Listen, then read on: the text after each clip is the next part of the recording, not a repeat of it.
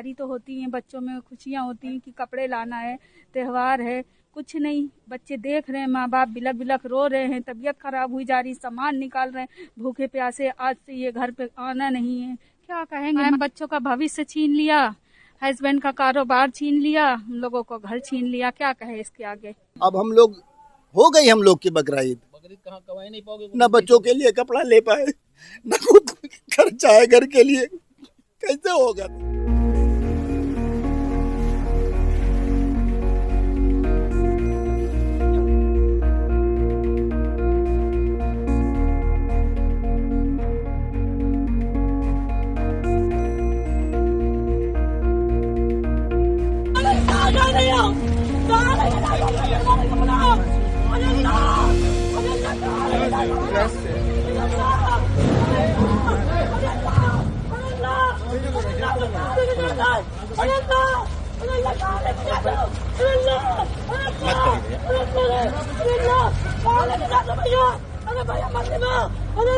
मत मारो, मत मारो।